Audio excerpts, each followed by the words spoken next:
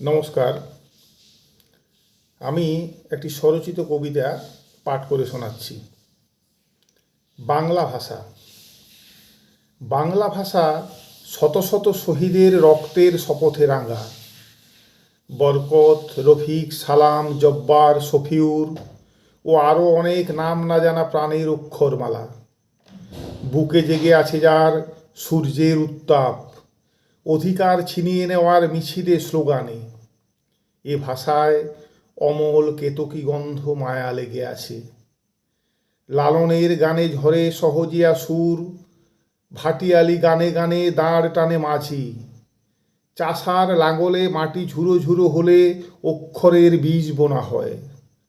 জেগে উঠে বর্ণচারা, সবুজ সতেজ, ফুল ফোটে, বাংলা ফল ঠোঁটে নেয় পাখি। শিশুটি দামাল পায়ে করে দাপাদাপি, মুখে তার আধো বুলি বাংলা ভাষা। প্রাণের পিপাসা ধারা জল পান করে চাতকের মতো শান্তি পায় রবি ঠাকুরের গানে গানে। নজরুল গীতির সুরে সন্ধ্যার বাতাস সুখ ভেজা কান্না বয়ে আনে। মানিক পীরের নামে ফকিরেরা বাঁকা লাঠি হাতে দুয়ারে দাঁড়ায়, পুকুরে শালুক ফোটে। ভাদু গানে টুসু গানে মুখর পল্লীতে বাংলা ভাষা রাত জাগে। ঝিরি ঝিরি মেঠো হাওয়া বয়, গর্ভিণী ধানের শীষে মাতৃভাষা বিন্দু বিন্দু এসে জমা হয়। মৃত স্বামী কোলে নিয়ে কলার বান্দাসে বেহুলা উজান বেয়ে ইন্দ্রের সভায় আসে।